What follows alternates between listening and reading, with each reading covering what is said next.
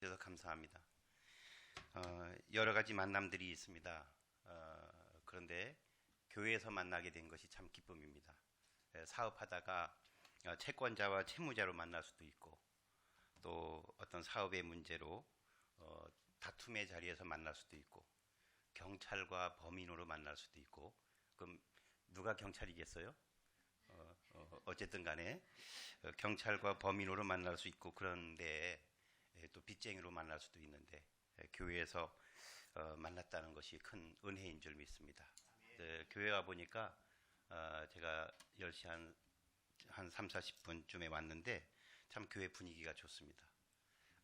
교회 분위기가 좋다 나쁘다는 뭘로 알 수 있냐면 얼굴로 알 수 있어요. 우리 교인들의 얼굴, 성도들의 얼굴을 보니까 참 하나님의 은혜로 인해서 감사한 얼굴들. 여러분이 하나님 때문에 기쁘십니까?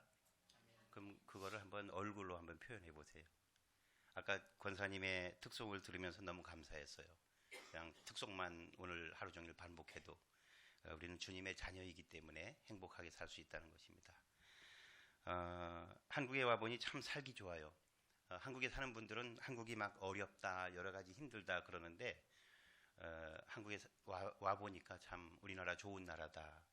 어디 식당을 가도 그렇고, 어디에 가도 너무 친절해요. 대한항공 비행기를 타면 승무원들이, 대한항공 승무원이 제일 친절해요. 전 세계 어디 가도. 너무. 특히 한국 사람들이 참 유난 떤다는 거예요. 전 세계에 우리 한국 사람처럼 이렇게 불편한 것을 못 참는 사람들이 또 있을까? 한국 사람이 참 불편한 걸 못 참는, 그렇습니다. 그래서 우리 그 가게나 어디 가보면 그 매장 직원들 정말 친절하잖아요. 도무지 안 사고 나오기에는 미안할 정도 친절하게. 식당도 그렇고 모든 매장들이 그렇습니다. 그 왜 그러냐면 그렇게 안 하면 사장 나오라고 그래. 그리고 여기 보고 막 올린다고 우리 불편한 마음을 올리기 때문에 그렇습니다. 그거는 한국 사람들이 그렇게 불편함을 못 참는다는 거예요. 교회도 마찬가지예요. 우리 교회는 뭐가 있냐면은 교육이 있어요. 또 예배가 있고, 이거는 훈련이에요. 교회에서 되어지는 예배와 교육과 말씀 공부, 그다음에 성경 공부, 기도 모임은 우리를 위한 훈련이에요. 왜 훈련이 있느냐 그러면 우리는 원래 그 훈련이 되지 않으면 불편함을 못 참는 거예요. 그러니까 하나님을 더 많이 알고 하나님의 사랑을 더 우리 마음으로 깊이 깨닫게 하기 위해서는 그런 영적인 교육과 훈련이 필요한 겁니다. 교회에서 이런 교육이 없으면 우리는 한없이 나태해질 수밖에 없는 것이 우리 사람들입니다.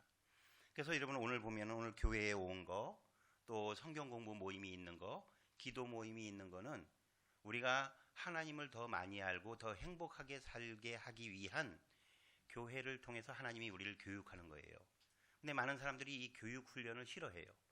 그래서 교육 훈련이 없는 교회를 따라서 가버리고, 여기 아니도 교회 많은데 그리고 안 나와버리고.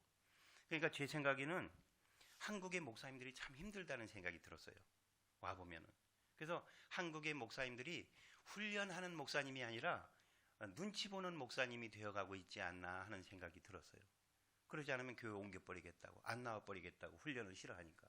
근데 마중물 교회에 와보니까 여러분들은 그러지 않은 것 같아요. 우리 목사님, 제가 신학교 다닐 때 여러 가지 부러운 것이 있었는데 굉장히 성품이 좋으시고, 이름이 저는 김봉춘, 너무 촌스럽잖아요. 이제야 여러분 아신. 근데 저는 목사님의 이름이 너무 좋았어요. 어떻게 신과 같은 그 신씨를 가진 김봉춘. 그래서 제가 호적을 바꾸려고도 많이 했는데 외국에 살았기 때문에 그냥 넘어가는 거예요. 그래서 여러분 목사님을 위해서 늘 기도하시고, 또 교회가 불편한 것은 여러분들을 위한 거예요. 교회가 나를 훈련시키는 것은 나를 위한 거예요. 내가 더 하나님을 많이 알고 잘 알고 하나님의 사랑을 알면은, 하나님의 사랑을 알 수 있도록 알면 알수록 우리가 더 행복하다는 것을 이 훈련과 교육을 통해서 안다는 것입니다. 그래서 우리 마중물 교회는 하나님의 사랑을 알기 위한 훈련을 기쁨으로 감당하는 그런 성도 여러분들이 될 수 있기를 부탁드립니다. 신앙은 조금 불편해도 되는 거예요. 그래서 우리 한국의 흐름이 뭐냐면 불편함을 못 참는 트렌드가 있는데 우리는 그러지 말아야 됩니다. 하나님을 아는 데는 불편할 수밖에 없어요. 그 불편함을 통해서 겪어지는 그 하나님의 사랑, 여러분 그것을 늘 배울 수 있기를 바랍니다. 사람들은 다른 사람들하고 많이 비교해요. 불편함 중에 하나가. 그런데 물질적인 것은 다른 사람하고 비교할 때 저 사람 나보다 좋은 거 가졌네, 큰 집에 사네, 좋은 차를 가졌네. 그거는 나보다 더 잘 사는 사람과 비교해요. 나보다 작은 집, 작은 차를 가진 사람과 비교하지 않아요. 우리 아이가 저에게 추링에 제가 2줄짜리를 사줬는데 어느 날 달려오더니 아빠 나 3줄짜리를 사줘 그러는 거예요. 나는 놀랬어요. 2줄짜리가 뭐고 3줄짜리가 뭔지. 2줄짜리는 시장에서 산 거예요. 3줄짜리는 아디다스 메이커라는 거예요. 나는 너무 놀랬어요. 그래서 우리가 물질이라고 하는 것은 우리보다 더 많이 가진 사람들과 비교하면서 힘들어하는 거예요. 근데 신앙은 어때요? 신앙은 나보다 더 성숙한 사람하고 비교하지 않아요. 나보다 못하는 것 같은 사람과 비교해서 스스로 위안하는 거예요. 저 사람은 교회 집사님인데 담배 펴. 근데 난 안 피잖아? 저분은 11지도 안 해. 난 하잖아? 저분은 새벽 기도도 안 다녀. 근데 나는 다니잖아? 라고 하면서 나보다 그 안 된 것을 보면서 나를 위안감을 갖는 거예요. 그러는 게 아니에요. 신앙은 오히려 나보다 더 하나님을 잘 믿는 사람을 보면서 배우고 따라가는 거. 그것이 신앙인 것이에요. 그럴 때 우리가 하나님을 더 많이 알 수 있다는 것입니다. 그것이 영적인 성숙자인 것입니다. 그래서 신앙은 하나님 앞에 나를 단독자로서 비춰보고 보여드리는 것. 그럴 때 우리가 나를 알 수 있고 하나님을 알 수 있다고 하는 것입니다. 여러분 만족하세요? 여러분 살아가는 거에 대해서? 우리 한국에서는 또 만족하지 못한 사람들이 많이 있어요. 우리 대학교 1학년이나 고3들 한번 잘 들어보세요. 왜 만족하지 못하느냐 하면 저의 경험에 의하면 우리 직업은 어떻게 결정되느냐 그러면은 고등학교 3학년 때 담임 선생님과 어머님의 합작품이에요. 나에 의해서 내가 좋아하는 일을 선택할 수가 없는 거예요. 우리나라 구조가. 왜 그러냐면 고등학교 3학년 때 담임 선생님이 인서울에 이 아이를 보내야 우리 학교 점수가 올라가니까 어떻게든지 이 아이는 경영학을 공부하고 싶은데 영문과를 가라고 인서울에 있는 영문과를 그냥 입학시키자고 부모님에게 설득하는 거예요. 그럼 어머니는 어때요? 그 지난 2, 3년 고생한 거 생각하면 재수시킨다고 그러는 거는 너무 힘들거든요. 그냥 합격만 하게 해주세요. 골라주세요. 그래서 인서울에 있는 대학에 영문과를 보내는 거예요. 원래 경제와 경영학이 재미있었는데 근데 대학교 들어가면 영문학에 전혀 관심이 없어요. 나는 경제와 경영을 좋아하는데 그럼 동아리를 전공은 영어로 하지만 영문과를 가지만 동아리 활동을 자기가 좋아하는 동아리를 하는 거예요. 그럼 대학을 졸업하면은 기업에서는 회사에서는 전공을 보고 뽑겠어요? 동아리를 보고 뽑겠어요? 전공을 보고 뽑아요.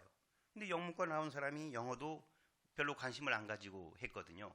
그럼 그 회사에 들어가면 그 회사가 이 사람에게 맞는 직장이겠어요? 아니잖아요. 그 3년 다니다가 옮겨요. 또 옮겨요. 옮기다 보면은 이게 일이 제대로 만족도가 없는 거예요. 그럼 결국은 한 40대쯤 되면은 회사에서 퇴사하고 자영업을 하는 거예요. 우리나라에 많은 분들이 보면은 실제로 자기가 좋아하는 일, 자기가 잘할 수 있는 일을 하면서 사는 사람들이 많지 않다는 거예요. 그렇기 때문에 삶의 만족도가 없어요. 우리 고등학생들, 대학생들 잘 들으세요. 지금부터 정말 내가 좋아하는 일이 무엇인지, 내가 잘할 수 있는 일이 무엇인지를 그걸 찾으시기 바랍니다. 우리 부모님들도 우리 아이들이 내가 원하는 직업을 아이들이 하기를 바라지 마세요. 아이들이 정말 좋아하고 잘할 수 있는 일, 하나님 안에서 하나님의 기쁨이 되고 그런 일을 여러분 찾아줄 수 있기를 바랍니다. 저도 영문과를 나왔어요. 어찌된 영문인지 모르고 영문과를 들어갔죠.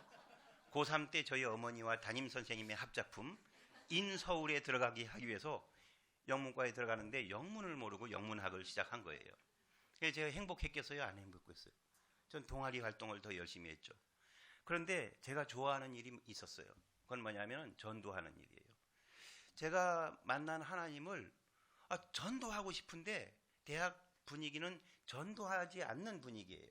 근데 어느 날 내가 전도를 해봤는데 너무 제가 전도한 복음을 잘 받아들이는 거예요. 이거 너무 행복한데? 그래서 또 전도했어요. 또 받아들이고. 그리고 제가 사실은 영어를 뭐 그렇게 잘한 건 아니지만 외국어 배우는 거를 제가 좋아한다는 걸 알았어요. 그래서 외국어 배우는 거 좋아하고 전도하는 거 좋아하면 이건 선교사 하는 게 좋겠다. 그래서 대학교 2학년 때부터 선교사 하기를 꿈꿨죠. 그래서 대학교 2학년 때 선교사 되기를 원했던 사람이 지금까지 선교사 되고 있으니까 행복하게 살고 있는 것 같아요? 불행하게 살고 있는 것 같아요? 행복하게 살고 있다는 거예요. 왜냐하면 제가 원하는 대학과 원하는 전공은 아니지만 제가 하고 싶은 일, 좋아하는 일 하면서 살아가고 있기 때문에 그렇습니다. 그래서 1991년도에 대학을 졸업했는데 대학 졸업하고 1990년 말에 막 학생들이 막 현대, 삼성, LG, 포스코 막 원서를 갖고 다니잖아요. 여기도 내고 저기도 내고. 근데 저는 그게 하나도 재미없었어요. 군복 잠바 입고 학교 다닐 때 그리고 막 전도하고 다니다가 어느 날 텔레비전에 몽골 대통령이 나온 거예요. 이상한 옷을 이렇게 입고. 근데 그 밑에 자막이 뭐라고 그러냐면은 한국과 몽골이 외교 관계가 수립되었는데 이제 몽골에 와서 한국어 가르칠 선생님들도 좀 보내줬으면 좋겠다. 그런 거예요. 근데 제가 이제 학교에서는 영어를 전공했지만 혹시나 나중에 외국인에게 한국어를 가르치는 일이 필요하겠다 생각해서 그 당시에 제가 1년짜리 과정인 그 서울대에서 하는 외국인을 위한 한국어 과정을 제가 1년 동안 했어요. 외국어 교사 자격증이 있다는 거예요. 그래서 몽골이라는 나라? 그러면서 제가 하고 싶었던 일들이 딱 이렇게 퍼즐 맞춰지는 거예요. 선교다. 그리고 한국어 공부했던 거, 한국어 교육을 했던 거, 그리고 몽골. 그러면서 몽골에 대한 자료를 찾아봤죠. 우리나라에는 없었어요. 몽골에 대한 자료가. 유엔에서 나온 자료를 찾아봤는데 몽골의 기독교 인구가 0명이라는 거예요. 0명. 어제 제가 어느 나라에 봤는데 0점 몇 프로인 나라가 있더라고요. 기독교 인구가 아주 적은 나라인데 어떻게 세계에 0명인 나라가 있을까? 그래서 제가 외교부에 확인을 했죠. 근데 유엔 통계이기 때문에 맞을 거라는 거예요. 그때 제 심장은 정말 뛰었어요. 그래서 그 어느 신문에 한국 청년 해외 봉사단 모집, 코이카라고 들어보셨죠? 코이카 단원 모집이 있는데 제가 코이카 1기예요. 그래서 그 신문을 가지고 제가 기도원에 가서 기도했습니다. 하나님, 이걸 통해서 제가 몽골로 가게 된다면 하나님이 인도하심이라고 제가 고백하고 순종하겠습니다. 그리고 몽골의 외국어 대학교에 한국어학과 선생으로 가게 됐죠. 그래서 아마 저 혼자 그때 갔으면은 지금도 제가 괜찮은 외모인데 28년 전에는 얼마나 제가 괜찮았겠어요. 그래서 28년 전에 제가 27이었어요. 하이 미스터 김 그럼 제가 넘어갈 나이잖아요. 그래서 그 당시에 사귀던 지금의 아내하고 같이 갔죠. 24살, 8살, 24살. 그리고 몽골에 가서 3년 동안 한국어를 가르치면서 살면서 봤더니 정말 이게 맞다. 그래서 여러분들 혹시 선교에 관심 있으면 단기로 가볼 필요 있어요. 우리 필리핀도 다니시고 그러는데 일주일, 뭐 3박 4일 또는 한 달, 또 길면 뭐 1년 정도 가보고 거기서 내 삶의 방향을 찾을 수 있다면 대학을 하나 더 나온 것보다 더 좋은 그런 삶의 결정들이 올 수 있다는 거예요. 그래서 우리 젊은 분들 계신데 내가 앞으로 뭐 하고 살까? 여러 가지 것 중에서 내가 좋아하는 것, 내가 잘하는 것. 그리고 그 중에 혹시 선교라면은 제가 좀 이따 드리겠는데 선교에 직접 가보는 거예요. 그리고 3년 있다가 그러면 내가 신학을 공부하고 싶겠다. 신학에서 선교를 좀 공부해서 선교지에 오면 좋겠다. 그래서 한국에 왔어요. 그래서 와서 1년 꼬박 준비했는데 땡 떨어진 거예요. 다시 1년 또 꼬박 준비했죠. 근데 그 2년과 신학교 3년, 이 5년 기간은 제가 태어나면서 저도 제주도의 부잣집 아들인데 막내 아들인데 정말 힘들었어요. 아무도 도와주지도 않고. 우리 신재공 목사님도 광장동에 같은 동네 살았지만 저희 집에 와본 사람이 없어요. 너무 좁은 방에 살아가지고 반지하에 살았죠. 비만 오면 물이 쭈쭈쭈 들어오고. 아이가 그때 하나 있었는데 걸어봐 그런데 애가 세 발짝 걸으면 걸을 데가 없는 그런 데 살았죠. 그때 제가 좋아하던 찬양이 뭐냐면 주를 앙모하는 자 올라가. 왜냐하면 언제 땅 위에 올라가서 살아볼까. 참 힘들었어요 그때는. 근데 돈이 없으니까 오후에는 학원 강사를 했죠. 학원에서 그래도 영문과 출신이잖아요. 해외 정부 파견 해외 근무 3년. 그래서 영어 강사를 하면서 근데 그걸로 삶이 안 됐어요. 그래서 제 아내는 처갓집에 잠깐 가 있으라고 그러고 저는 기숙사에 살면서 새벽에도 아르바이트를 했어요. 가락동 시장에 가면 그 지방에서 온 생선들을 아이스박스에 넣는 거. 그래서 저녁엔 학원 강사 또 그 일을 하면은 월급이 2배로 모아지면 나중에 땅 위에 있는 집을 좀 얻어서 가족이 모아서 살려고. 근데 지금 생각하면 그때는 정말 힘들었는데 참 감사해요. 왜냐하면 그것이 제가 하고 싶은 선교를 하기 위한 과정이라고 생각되었기 때문에 다 제가 기쁨으로 할 수 있었던 거예요. 우리 사람이 살아가는데 행복하게 살 수 있는 게 뭐냐면 기대와 소망이 있을 때 나의 기대도 없고 소망도 없으면은 아무리 잘 사는 것 같지만 지옥 같은 힘든 삶이에요. 그런데 힘들어도 나에게 기대가 있고 소망이 있다 그러면 행복한 거예요. 다 이겨낼 수 있었어요. 지금은 몽골에서 제가 14층에 살아요. 올라가 하다 보니까 너무 올라간 거예요. 전기가 자주 나가는데 14층에 걸어서 몇 번씩 3번 갔다 왔다 하면 관절염이 걸려요. 그렇습니다. 오늘 바울이 보면은 말씀 중에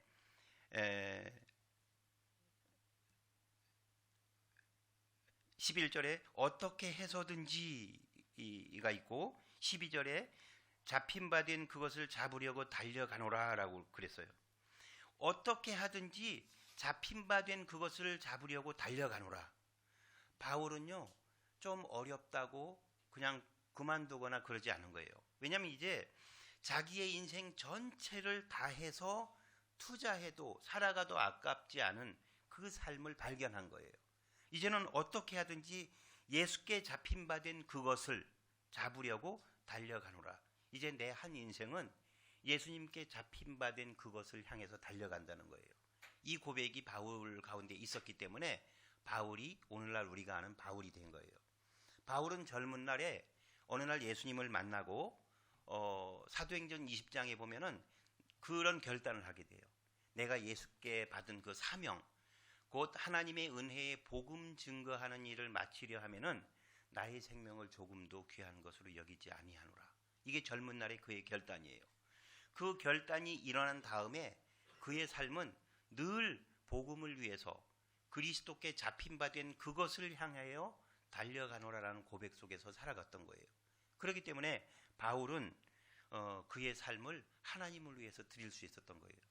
우리가 살아가면 제가 아까 광장동에 그 곰팡이 피고 비가 조금만 오면은 창문으로 물이 쭈루루 들어오고 제가 그때 침대를 샀어요. 왜냐하면 요를 깔면은 비가 새면은 요가 젖어요.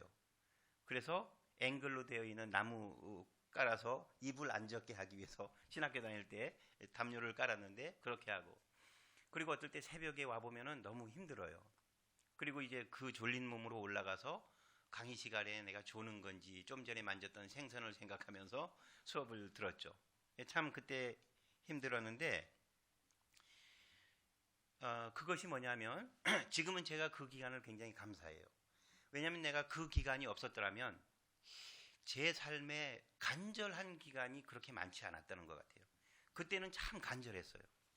신학교 재수하는 그 기간에 정말 간절했고 신학교 다니는 그 기간에 정말 간절했고 물론 간절한 기간들 많았지만 거기서 뭐냐면 재해석이에요. 따라 해볼까요? 재해석.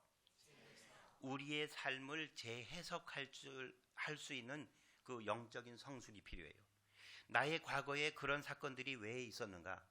내가 그때 거기에 가지 않았더라면 이런 일이 없었을 텐데, 내가 그때 그 사람을 만나지 않았더라면 이런 일이 없었을 텐데, 내가 그때 그 직장을 가지 않았더라면 그 일은 없었을 텐데 하는 그런 아쉬운 문제들이 우리에게 많이 있다고요. 그런데 하나님은 그것 때문에 오히려 나를 더 만나주시고 가까이 해주신다는 사건들을 우리가 발견해내는 거예요. 예를 들어서 성경에서 요셉이라는 사람이 있죠. 창세기에 나오는. 요셉은 원수 갚으면서 평생 살아야 될 수 있었어요. 우리 중국 영화에 보면은 억울한 일 있으면은 저 숲속에 소림사에 들어가지고 무술 배우고 와서 복수하잖아요. 그렇게 살았을 수도 있었을 거예요. 근데 요셉은 나머지 형제 11가 그를 구덩이에 가두어버리고, 그리고 그를 애굽에 이집트에 가는 그 상인들한테 팔아버렸어요. 그리고 그는 억울하게 가족들에게, 형제들에게, 친형제들에게 팔려서 애굽에 가서 억울한 종살이를 하고 노예살이를 하고 감옥살이를 하고 죽을 수도 있는 그런 과정을 살았어요. 무슨 생각을 했겠어요? 내가 어떻게든지 여기서 탈출해서 그 형들을 내가 뒤집어 버린다고. 내가 그렇게 복수의 칼을 갈지 않았겠어요? 그런데 창세기 읽어보면 요셉이 하나님이 늘 그와 같이 동행하셔서 형통하신지라. 그래서 요셉이 나중에 창세기 45장과 50장에 읽어보면 뭐라고 그러냐면은 그 형제들을 다 만났잖아요. 가나안에 기근이 들어서 그 형제들이 이집트로 다 왔어요. 이집트의 요셉은 무엇이 되어 있었어요? 총리가 되어 있었어요. 총리라고 하면은 몇 명의 생명은 그대로 마음대로 할 수 있는 그 위치에 있었는데 뭐라고 그러냐면은 하나님이 큰 구원으로 당신들의 생명을 보존하고 당신들의 후손을 세상에 두시려고 나를 당신들보다 먼저 보내었습니다. 여러분들의 생명을 구원하려고 하나님이 나를 미리 여기에 보내신 겁니다. 걱정하지 마세요. 그리고 50장에 보면은 뭐라고 하냐면 나를 이리로 보낸 자는 당신들이 아니요 하나님입니다. 당신들이 아니라 하나님이에요. 걱정하지 마세요. 50장 20절에 보면 창세기에 당신들은 나를 해하려 하였으나 하나님은 그것을 선으로 바꾸사 오늘과 같이 만민의 생명을 구원하게 하셨다. 내 인생이 어쩌다가 그렇게 억울한 일을 당한 것은 당신들이 나를 그렇게 공격하고 못살게 막았기 때문이 아니에요. 하나님이 그 과정을 통해서 오늘 이집트 백성과 우리의 모든 가족을 살리기 위함이에요. 라고 하나님의 인도하심을 발견하고 고백한 거예요. 그것이 제 해석이에요. 그것이 발견이에요. 제가 좋아하는 한국말 중에 터득이라는 단어가 있어요. 따라해 볼까요? 터득. 전에는 몰랐는데 이제 알게 된 거예요. 전에는 내가 그것이 정말 운이 없어서 재수 없어서 하필이면 어쩌다 나에게 이런 인생이 생겼나라고 전에는 그랬는데 이제 내가 하나님 안에서 그 사건을 바라봤더니 역시 그러면 그렇지. 역시 그러면 그렇지. 하나님이 나의 삶을 인도하시려고 그렇게 했다는 거예요. 저는 몽골 선교사로 사는 것을 참 행복해요. 그런데 많은 선교사들이 자기가 살고 있는 대개 선교지는 힘들고 어려운 나라예요. 힘들고 어려운 나라예요. 좀 이따 제가 몽골 보여주시겠지만 힘든 일도 있죠. 그래서 자기가 선교지를 싫어하는 사람들이 많이 있어요. 그 나라를 싫어하면은 자기의 그 삶의 조건과 환경을 싫어하면 자기가 힘들어요. 그 힘든 것 때문에 또 힘들어요. 또 힘든 것 때문에 또 힘들어요. 그럼 어떻게 돼요? 아파요. 삶의 만족이 없어요. 나에게 주어진 그 인생을 한 번 더 바라보면서 그 인생의 재해석을 내가 해내는 것이 영적인 터득입니다. 우리 마중물교회 성도 여러분, 여러분의 인생을 인도하시는 하나님에 대해서 터득하시기 바랍니다. 그러면 정말 나의 삶을 베스트로 인도하셨다는 그 하나님에 대한 재해석을 할 수 있어요. 그것이 우리의 신앙의 성숙이에요. 맨날 책상 치면서 맨날 억울해야 하면서 그렇게 산다고 하면 우리는 하나님을 만날 수가 없어요. 하나님을 발견할 수 없다는 거예요. 이스라엘 백성들도 광야에 왔을 때 늘 내가 애굽에 있었더라면 내가 모세 저놈 때문에 그렇게 했던 사람들은 그렇게 살다가 그냥 갔어요. 그런데 역시 하나님은 우리에게 간절한 기대와 소망의 장소인 가나안을 향해서 지금도 인도하신다. 그걸 발견했을 때 그 사람들은 가나안을 갈 수 있었고 하나님을 찾아갈 수 있었다는 것입니다. 그래서 제가 사진을 좀 보여드릴게요. 몽골을 한번 같이 갔다 와야 제가 이야기가 통하는 것 같아요. 한번 몽골을 한번 보여주시고, 목사님도 여기서 보시면은 잘 보일 텐데. 네. 그래서 그 다음요. 제가 몽골에서 5명이에요. 아까 1명이라고 해서 1명인 줄 알았는데 또 낳고 낳고 하다 보니까 딸만 셋이에요. 딸만 셋인데 이거 한 몇 년 된 사진이에요. 우리 아이들이 이제 다 한국에 나와서 살고 있어가지고 가족이 만날 길이 없어요. 여기 왔는데 다 바쁘대요. 아빠 만나면 기승전 잔소리 한다고 잘 안 만나요. 그 다음 이거 한 10년 전에 찍은 거예요. 가족 사진이. 예, 그 다음 몽골이 어디에 있느냐면 중국과 러시아 사이에 있어요. 우리나라하고 비행기 3시간 거리죠. 네, 제가 이렇게 하면 사진 좀 넘겨주세요. 몽골이 이래요. 여름에 오면은 가수 남진이 다녀갔대요. 저 푸른 초원 위에. 네. 그래서 이렇게 타서 전도도 다니고. 무지개가 보이죠? 무지개. 예. 양떼들이 있고. 보통 집에 이렇게 살아요. 저 그 가죽을 엮어서 만든 건데 우리나라는 집 마련하려면 수십 년 걸리지만 몽골은 집을 짓는데 1시간. 저 집을 뜯고 유목민이니까 이사를 해야 되는데 또 1시간 걸려요. 1시간이면 짓고 1시간이면 헐어요. 졸려고 하던 2명이 딱 사진이 나오니까 깼네. 네, 그 다음 저거예요. 저거는 몽골의 한 교회인데 제 친구의 동생이 찍은 거예요. 몽골에 왔다가 고비 사막에 있는 교회예요. 저 별을 밤새. 그래서 몽골에는 제 별이 여러 개 있어요. 껑충 뛰면 잡혀요. 별이 그렇게 또렷하게 보인다는 거죠.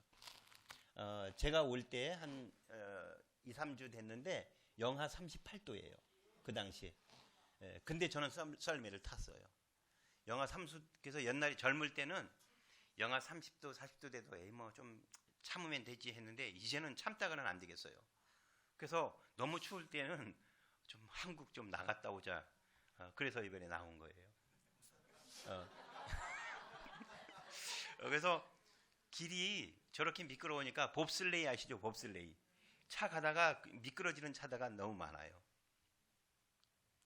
다음 앞에요. 좀 전에 보면은 그 영하 38도니까 춥겠어요? 덥겠어요? 예, 춥죠. 추우니까 뭘 떼겠어요? 집에 석탄을 떼요. 근데 석탄은 돈 주고 사야 돼요. 석탄을 돈 주고 사니까 석탄이 비싸잖아요. 싼 게 뭐냐면 폐타이어예요. 폐타이어를 조각조각 내서 그걸 떼면 화력이 좋으니까. 근데 그 연기가 도시 전체에 분지에 그래서 대낮에도 마스크를 끼고 다녀요. 이게 그 코로나 바이러스 때문에 그런 게 아니라 매연 때문에 그런 거예요. 네. 근데 부지런한 사람들은 소똥을 모아놨다가 저걸로 떼요. 도시 좀 시골 사람들은. 제가 그래서 2001년 92년도에 제가 몽골에 갔어요. 처음에. 가서 3년 있다가 와서 선교해야 되겠다 그래서 신학교를 마치고 2001년도에 졸업하고 2001년도 졸업이죠. 그죠? 2001년도 제가 졸업하자마자 금방 갔어요. 갔는데 이제 코이카 단원 때 몽골 말을 좀 배웠어요. 배웠기 때문에 가자마자 제가 전도를 다닐 수 있었죠. 근데 울란바토르 시내에는 교회들이 막 생긴 거예요. 근데 내가 많은 선교사들 중에 나도 울란바토르에 하나 하는 거는 좀 의미가 없겠다 그래서 교회 없는 지역에 가자 그래서 울란바토르에서 한 120km 떨어진 울란바토르에서 러시아 국경선을 따라 도로가 있는데 그 마을에 갔더니 언덕 위에 올라갔더니 마을이 이렇게 보이는 거예요. 그래서 그 마을에 가서 전도하기 시작했는데 선교사가 마을에 가면 어서 오세요 그럴까요? 아무데도 안 그래요.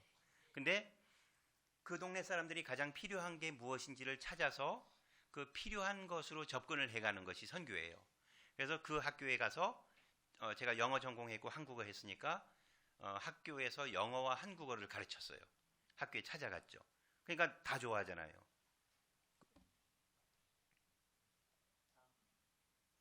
그래서 이 학생들을 모아서 25명 고3생들을 모아서 영어와 한국어를 가르쳤죠. 좀 전에요. 앞에 제가 손을 이렇게 화면을 넘겨주세요. 그 다음 네, 이렇게 해서 가르치는데 성경 공부도 하게 됐어요. 그 가운데 머리 노란 아이는 한국의 요즘의 BTS 같은 몽골 텔레비전만 틀면 나와요. 저희 교회 와서 저한테 영어, 한국어 가르쳤고 저희 교회에서 기타 배우고 하다 보니까 영어로 한국어로 노래를 너무 잘하는 거예요. 가수가 돼가지고 한국에도 가끔 와요. 콘서트. 그러면서 어느 나라든지 학생과 학부모의 관계는 선생님과 학부모의 관계는 존경하는 관계예요. 존중하는 관계. 그래서 학생들을 모아서 가르치면서 그 학생들의 부모님들을 성경 공부를 하기 시작했어요. 그래서 교회가 한쪽에선 이루어지죠. 네, 성경 공부하는 거고요. 그리고 이제 주일학교 교사들, 청년들 이렇게 따로 만들고요. 또 야외 예배도 이렇게 모여서 드리고요. 이건 주일학교 아이들 뭘 만들기 하는 거죠. 이렇게 말 탈 줄 아세요? 말 타고 전도를 다녀요. 근데 제 집이 제주도 서귀포인데요. 6살, 5살부터 제가 말 타는 걸 배웠어요. 우리 아버지가 저를 데리고 목장에 다닐 때 말 타고 다녔어요. 저기까지 달리자. 근데 20년 지나서 몽골에 갔더니 말을 타고 싶은 마음이 드는 거예요. 자전거나 수영 한 번 배우면 평생 가잖아요. 근데 말에 앉았더니 이거 어디서 내가 타던 건데 그러면서 말이 쏜살같이 달리는데 너무 스릴을 즐기고 있는 거예요.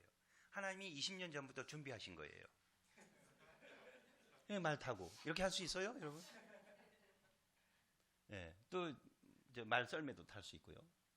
그리고 이렇게 지방마다 집집마다 전도 다니면서 전도도 하고요. 이제 대문 두드리고 전도도 하죠. 그리고 전도한 사람들을 모아놓고 길거리에 그늘에 앉아가지고 성경 공부도 하고요. 그러다 여러 명 모아지면 이렇게 모여서 예배드리면은 그게 교회잖아요. 이거는 이제 아까 좀 전에 계속 봤던 건데 게르라고 그래요. 게르. 몽골에서 천막집을 게르라고 그럽니다. 그래서 저렇게 게르를 쳐가지고 코스모스가 몽골에 20년 전에는 없었어요. 최근에는 가을에 길거리마다 코스모스가 있어요. 누가 갖다 놓게 해요? 한국 선교사들이 가서 다 뿌려놓은 거예요. 저렇게 게르를 천막 칩니다. 1시간이면 돼요. 그러다가 또 이렇게 벽돌로 된 건물을 농가를 구입해가지고 리모델링해서 또 교회로 사용했습니다. 이제 십자가도 있고요. 이건 고비 사막이에요. 고비 사막의 한 지역인데 이렇게 우물 이제 와서 양떼들이 물을 마시고 가죠. 이제 주일학교 아이들도 이렇게 늘어나고요.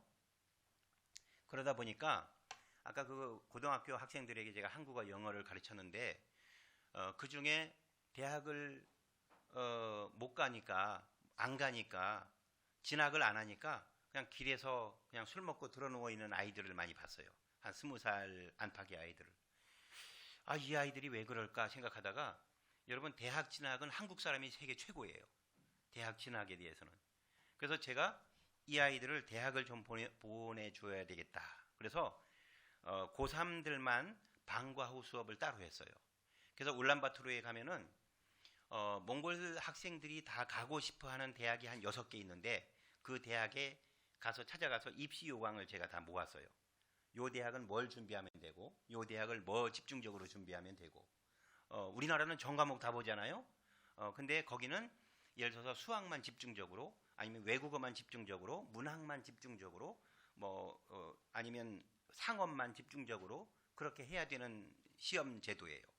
그래서 방과 후에 입시 준비반을 6개월 동안 운영했더니 첫 해에 62명 졸업 중에 58명이 소위 그 좋은 대학에 다 들어간 거예요. 마을에서 막 잔치를 해줬죠. 저 한국에서 김 선생이 온 다음에 마을이 막 공부하는 분위기가 됐다고.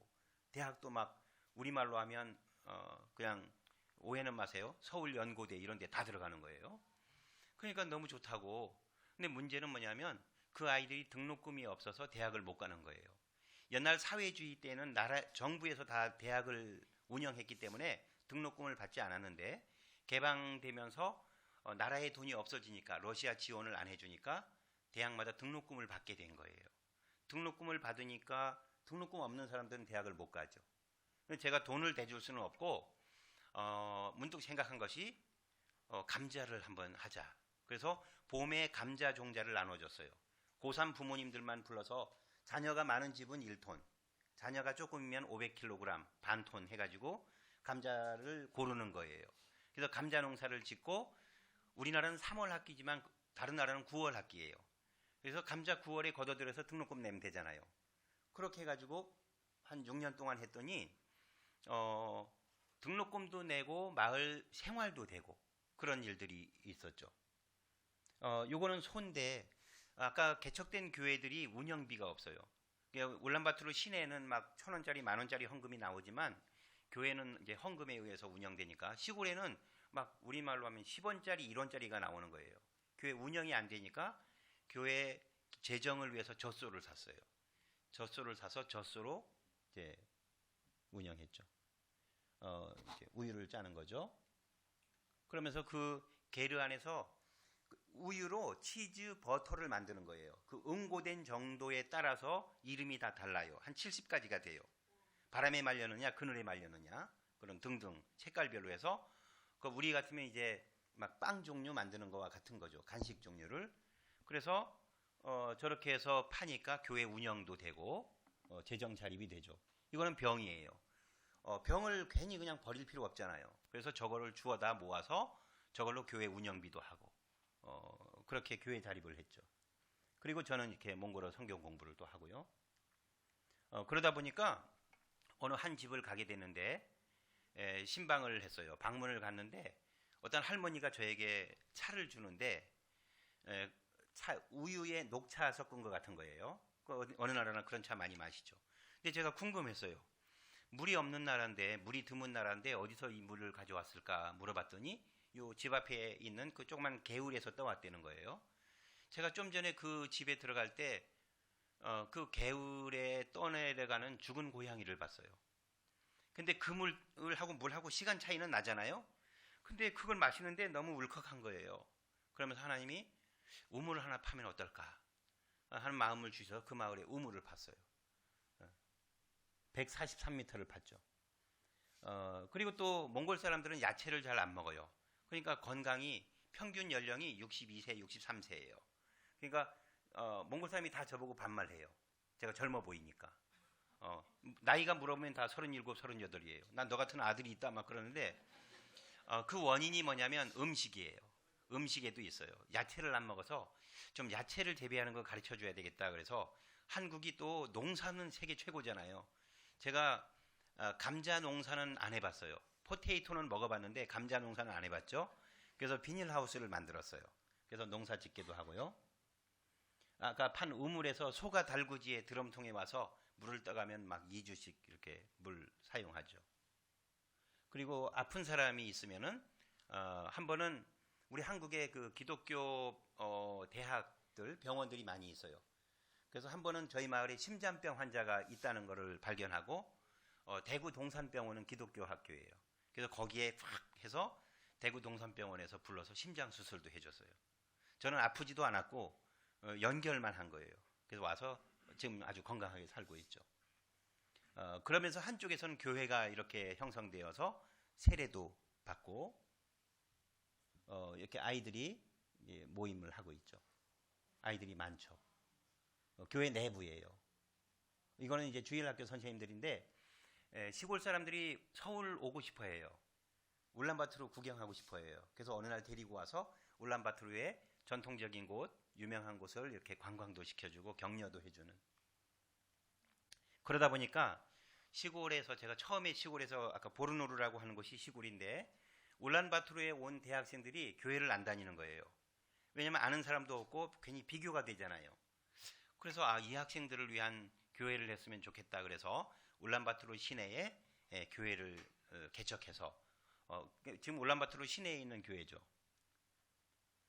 그래서 초창기에 창립 멤버들이고요. 리더들 있죠. 저는 이렇게 교회 아이들을 자주 업어줘요. 왜 업어줄까요? 이 아이들이 나중에 몽골의 대통령이 될지 유명한 장관이 될지 어떻게 알아요? 20년 후에. 그럼 제가 이 사진을 가지고 와서 내가 너를 업고 키웠다고 얘기할 거예요. 그래서 여러분 우리 교회 아이들 업어주시기 바랍니다. 근데 그 업돼 장래가 될 것 같은 아이만 업어주세요. 아무나 업어주면 허리가 다치니까. 이게 제가 일하는 신학교예요. 몽골 연합신학교. 연합신학교는 선교사 한 명이나 한 교단 한 교회가 하는 게 아니라 몽골에 와 있는 동양, 서양, 한국 모든 선교사들이 같이 세운 학교예요. 그래서 우리는 다 같이 일한다는 거예요. 뭐 개신교, 뭐 성결교, 침례교 그러지 않아요. 그 연합신학교예요. 예.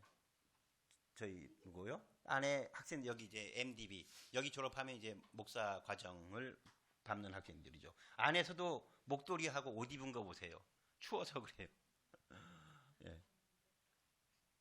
네, 요거는 최연소 학생인데 저 부부가 아이 2명이 있는데 신학교를 다니고 싶다는 거예요. 근데 어떻게 해요? 큰 아이가 보게 한다고. 그래서 쉬는 시간마다 가서 젖 먹이고 와서 수업하고 또 교대로 보고 어떨 때는 잘 때는 교회에 데리고 와서 교실에 데리고 와서 수업하기도 하고 그렇죠. 학생들이에요. 지금 학생들이 한 130명 정도 됩니다.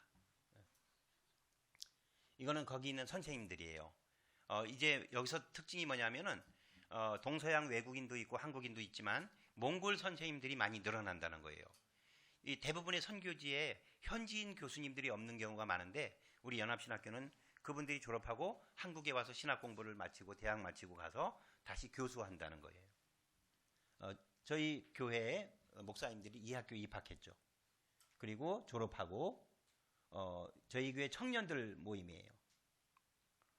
이게 산에도 가요. 막 영하 30도 될 때 저보고 등산하자는 거예요. 안 하자고 할 수도 없고 가죠. 이건 몽골에 있는 우리 선교사님들이에요. 이렇게 연합 모임도 같이 해요. 그러니까 우리 교회 모임만 하는 것이 아니라 주일학교 교사 양성 모임 같은 거 하면은 전체가 같이 하면 몽골 교회가 같이 자라가는 거죠. 그리고 제 아내는 거기 지방 목회자 자녀들 돕는 일을 해요. 그 아이들에게 가서 겨울도 챙겨주고 아들 없으니까 지방에 아들들만 좋아해요. 저희는. 네. 가방도 이렇게 사주고요.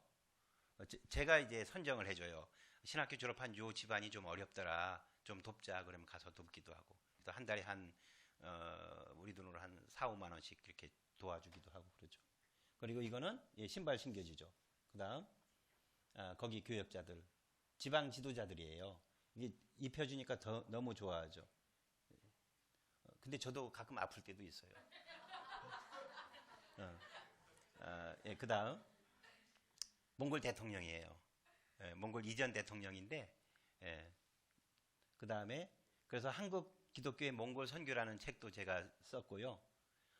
지금은 제가 몽골의 기독교 인구가 1990년에 0명이라고 그랬는데 지금은 4만 명 정도 됩니다. 교회가 400개, 목회자가 한 400명 정도 돼요. 저희 신학교 졸업생들이죠. 그 한 20몇 년 사이에 몽골의 기독교가 이렇게 많이 성장했다는 것이죠. 요거는 이제 제가 지난해 여름 가을에 쓴 알기 쉽게 쓴 기독교 개론이라는 책을 써서 몽골어로 지금 저희 신학교에서 교재로 사용하고 있어요. 제가 슬픈 것 같아요? 기쁜 것 같아요? 선교사로 살면 이렇게 기쁘다는 거예요. 만약에 제가 한국에서 살았으면 뭘 하든지 먹고는 살았을 거예요. 그렇지만 제가 젊은 날 하고 싶었던 일을 못했기 때문에 많이 아쉬웠을 거죠. 오늘과 같이 선교사님이 와서 선교지에 대한 얘기를 이야기하면 저 뒤에 앉아가지고 나도 젊을 때 선교사가 꿈이었는데 나도 선교사가 꿈이었는데 그러고 넘어갔을 거예요. 근데 하나님께서는 그냥 가라고 그러셨어요. 몽골로 가게 하시고 살라고 하셨죠. 바울이 나를 본받으라라고 그랬어요. 오늘 말씀 그 훅부분에 봐도 나를 본받으라 17절인데 왜 나의 뭐를 본받으라고 했을까요? 바울은 많이 배웠어요. 집안이 좋았어요. 또 로마 시민권 가져서 그 직분도 좋았어요. 그걸 본받으라고 했을까요? 아니라는 거예요. 바울은 그 모든 것을 그리스도를 위하여 배설물로 여긴다고 그랬어요. 내가 이전에 가졌던 모든 것들은 알고 보니까 별거 아니더라. 그냥 주님의 도구이다. 주님을 위해서 사는데 도구였다는 거예요. 나를 본받으라고 하는 것은 내가 만난 예수 그리스도를 향해서 살아가는데 일생을 달려갔던 것, 그것을 본받으라고 하는 것입니다. 여러분의 삶이 어떠하든지 한번 하나님께 질문해 보시기를 바랍니다. 내가 만난 예수님, 그 예수님이 나를 구원하셨고 그 하나님이 예수 그리스도를 통해서 나를 자녀 삼아 주셨다면 내가 하나님의 자녀로 살아가는 것은 잠시 3년 5년 믿는 게 아니라 일생 동안 믿는 거예요. 일생 동안 내가 믿음으로 하나님의 자녀로 살아가는 것에 부끄러움 없다는 것을 그 나를 본받으라는 거예요. 사랑하는 우리 마중물 선교교회 성도 여러분, 우리 교회 이름이 선교교회예요. 선교교회. 이건 굉장한 하나님이 우리에게 주시는 메시지가 있는 것입니다. 바울이 젊은 날 그런 헌신적인 삶을 살아갔기 때문에 디모데후서에서는 그의 유언이 있어요.